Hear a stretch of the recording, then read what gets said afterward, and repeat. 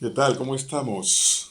Hoy día vamos a reflexionar. Les saluda Rodolfo Cornejo, de Acosta, psicólogo, y en esta entrega, en este video, vamos a reflexionar sobre los problemas de conducta en un centro de acogida residencial. En alguna ocasión, algún personal de atención permanente nos decía, dos, nos decían, oye, ese Luis es bien malcriado. Y yo le pregunto, ¿qué quiere decir malcriado? Que durante el desayuno fastidia a sus compañeros, les quita la comida, él no quiere comer, solo quiere comer lo que le da la gana, nos decía.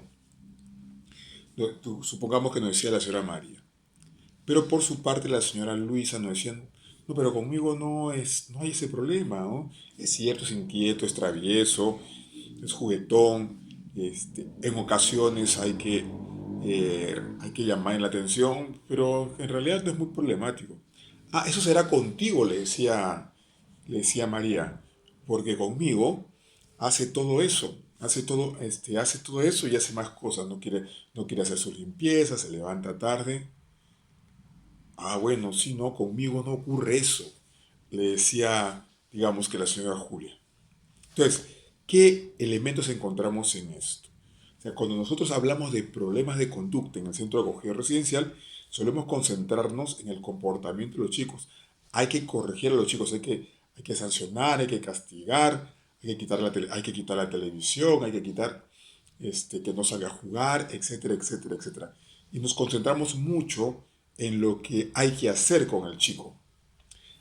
Pero obviamos algunos otros, y claro, es importante trabajar con las actitudes, la destreza, las habilidades, los comportamientos de los chicos y de las chicas, pero también es importante analizar otros factores que influyen en el comportamiento de los chicos. Entonces, a partir de las anécdotas encontramos, a partir de la anécdota planteada encontramos, por ejemplo, un elemento que es importante ahí, el estilo de relación de los adultos con los chicos.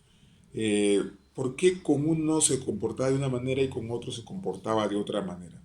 ¿Qué era lo que llevaba, que propiciaba que se tuviera ante la misma situación, jugar con los compañeros, tomar desayuno, etcétera, se tuvieran comportamientos distintos ante dos adultos distintos? Entonces hay un factor ahí que puede estar influyendo, que son los estilos de trato, de relación, de comunicación, etcétera, de los adultos. Ahí hay un factor importante. Y eso tiene que ver con las habilidades, capacidades, destrezas de los adultos para acercarse, para comunicarse, para involucrarse, para corregir, para plantear límites que tienen los adultos con respecto a las niñas. Segundo, a veces ocurre que los adultos queremos tratar a los niños por igual, sin darnos cuenta que cada niño es singular. Tercero, pensando en el factor, pensando en el factor adulto. Tercero, que a veces tenemos historias previas, los adultos, que constituyen, que conforman nuestros estilos de crianza. Sabrán quienes tenemos un estilo de crianza más democrático, más participativo, más de conversar, más de dialogar, más de definir de manera conjunta los límites, y habrá quienes tienen un esquema, un estilo de crianza más relacionado con lo autoritario, aunque el adulto decide, el adulto propone, el adulto organiza. Dependiendo, y esto no impacta de la misma manera en los chicos. Si tú tienes un chico que acostumbrado en casa a hacer lo que se le ocurre, entonces un estilo rígido probablemente colisione. Si tú tienes un chico que igual con estas características, con un estilo más democrático, entre comillas, más horizontal, orientado al diálogo, orientado al diálogo, a escuchar, a proponer, puede que funcione más. Entonces ahí hay un factor importante que tiene que ver con los estilos de los adultos. Pero también, además de las características de los chicos que tiene que ver con sus hábitos, con sus hábitos, sus costumbres, sus estilos de relación, tiene que ver con la presencia del grupo de pares. En alguna ocasión nos contaban en un centro de acogida residencial que una niña que recién había llegado al CAR fue colocada en una habitación con un adolescente de 14, 15 años.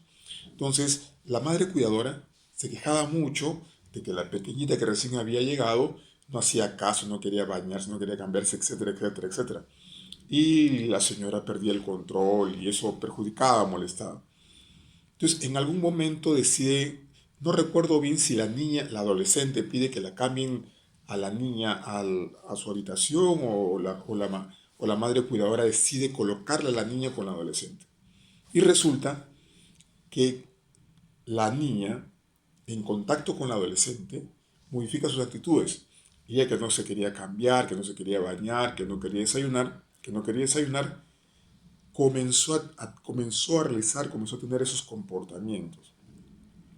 Entonces hay una variable que nosotros no manejamos mucho y cuando la manejamos no de manera adecuada, que tiene que ver con la capacidad que tienen los chicos de influirse entre sí. Lo que yo suelo escuchar es que cuando los adultos quieren corregir el comportamiento de los chicos, de los que, entre comillas, se portan mal, lo que suelen hacer es, para mover la influencia del grupo, del otro para allá, por uno pagan todos. Entonces, si uno se porta mal, castigan a todos para que por presión grupal el niño mejore su comportamiento. Entonces, esa es la manera como yo veo, de manera frecuente, de que el grupo influye en el niño por presión. Por uno pagan todos. Entonces, la idea es que si yo perjudico al grupo con el comportamiento el grupo se va a convertir en un aliado para modificar el comportamiento del chico que está portando mal. Cuando hay otras formas, hay otras maneras. Y por ejemplo, esto no sé si con intención o sin intención, que la educadora encontró que colocando a la niña con una adolescente que tenía otras características, de repente más paciencia, más tranquilidad, ayudó a producir lo que la adulta no podía producir. Entonces, y en alguna ocasión también, cuando nosotros hemos sido personal de atención permanente, hemos conversado con el amigo de un adolescente que nos estaba portando bien, oye, mira, conversa con él, etcétera. Entonces, influyó de manera y este influye de manera positiva en su compañero. Se trata de delegarle la responsabilidad a los chicos de la modificación de conducta, no. Se trata de aprovechar algo que naturalmente existe y que es la influencia que hay entre los pares, la influencia que hay de los adolescentes sobre los niños, la influencia que hay entre niños, entre los niños en sí, entre ellos, pero darle un carácter pedagógico. Eso quiere decir que el adulto tiene que tener las habilidades, las capacidades para reorientar esa natural posibilidad que tienen los niños entre sí de moldearse, de moldear conductas, de modelar conductas, de inhibir conductas o de propiciar que aparezcan conductas, de facilitar, de reforzar que aparezcan conductas. Entonces, ahí es importante entonces que el trabajo esté orientado también a orientar esto y a trabajar esto que se llama habilidades blandas, a trabajar en los niños de manera intencional, de manera pedagógica, la comunicación, la resolución de conflictos, la resolución de conflictos, en función de la edad, en función de la edad, de las características y del ritmo de aprendizaje. Pero por eso es fundamental que los adultos que trabajan con los niños y con las niñas tengan las habilidades para moldear, para desarrollar estas, entre comillas, conocidas como habilidades blandas. Y hay otro elemento y otro factor que es importante. Bueno, además de las cosas del trabajo que tendrías que hacer con el niño o con la niña para reorientar esos comportamientos, para reorientar esas capacidades que se están expresando en comportamientos no adecuados. Porque finalmente cuando el niño se porta mal, cuando el niño entre comillas confronta al adulta o adulto, ¿qué capacidad hay detrás de eso? Capacidad de autoafirmación, hay capacidad de expresar ideas, hay capacidad entre comillas de valentía y etcétera. Valentía porque entre comillas porque tiene la capacidad de plantear sus inquietudes, sus intereses, seguro de manera no adecuada, con una persona mayor, con una figura de autoridad. Bueno, entonces esta capacidad mal expresada, cómo la reoriento, cómo la trabajo, cómo la canalizo, para que esos comportamientos sean productivos para el niño y sean productivos también para la convivencia en el carro. Hay otro factor que no se suele mucho trabajar, pero que no tiene que ver con el comportamiento de los chicos, sino que tiene que ver con el comportamiento de los adultos. Normalmente se dice cuando trabaja terapia de pareja, cuando trabaja vida en familia, que es fundamental la comunicación entre el padre y la madre. En el CAR la figura es análoga, con la diferencia de que son más adultos involucrados en el proceso de formación y de crianza. Entonces, hay factores que tienen que ver, que influyen en el comportamiento de los chicos. Uno, los problemas de comunicación entre los adultos del centro de acogida residencial, la psicóloga, la trabajadora social, lo que haya, los adultos involucrados en el proceso de formación. Pues a veces ocurre que una información del turno no es transmitida de manera adecuada al personal de atención permanente del siguiente turno. Por ejemplo, este, otro factor, entonces, ahí hay problemas de comunicación. Otro factor es diferentes criterios de los adultos para educar a los niños, niños y adolescentes. En una entrega anterior, nosotros, y lo hemos mencionado hace un ratito, hablamos de que los criterios, o sea, en el ejemplo que poníamos al inicio del video, por qué a una le parecía problemático el comportamiento de la niña o del niño y a la otra no le parecía? Porque tienen distintos enfoques, tienen distintas perspectivas, tienen distintos paradigmas, distintas visiones de lo que debe ser un niño. Entonces, si una valora como comportamiento no adecuado y la otra lo valora como comportamiento adecuado, es más probable que estén fomentando, reforzando, moldeando comportamientos distintos.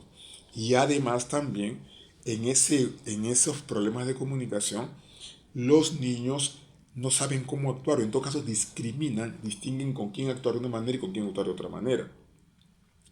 Pero no se trata de quién tiene razón o quién no tiene razón. Se trata de que tienen distintos enfoques y van a actuar en consecuencia con esos enfoques. Y actuar en el mismo cargo, adultos con distintos enfoques, eso va a generar problemas y dificultades de relación entre ellos y va a afectar la posibilidad de influir de manera adecuada en el niño. Otro tema también es que muchas veces los adultos no tenemos los espacios para analizar, para conversar de manera sistemática sobre los comportamientos de los chicos. No solamente de los comportamientos que hay que corregir, sino de las capacidades que hay que potenciar, de las capacidades que tienen los chicos que hay que canalizarlas, orientarlas hacia el desarrollo de competencias, de capacidades. Entonces, muchas veces esos espacios no son productivos, no son enriquecedores. Lo que le llamaban el análisis de caso. Entonces, y se invierte mal el tiempo. Vamos a hablar de Juancito, pero se habla de cualquier cosa menos de cómo influir en el comportamiento de Juancito. Sea para reducir, modificar los comportamientos inadecuados, para modificar o fortalecer las competencias existentes. Y por último, hay un tema que es importante, que es, no por último, pero por eso no es importante, el tema del cansancio o desgaste físico o emocional. El trabajo en el centro de acogida residencial es agotador en términos físicos y emocionales. Entonces, también puede ser un factor que influye, que nos predispone a actuar de alguna manera. De alguna manera. No es lo mismo estar descansado, reposado, que estar agotado, cansado. Eso va a predisponer también de alguna manera a nuestra actitud para responder a los niños y las niñas. Listo, seguimos en comunicación.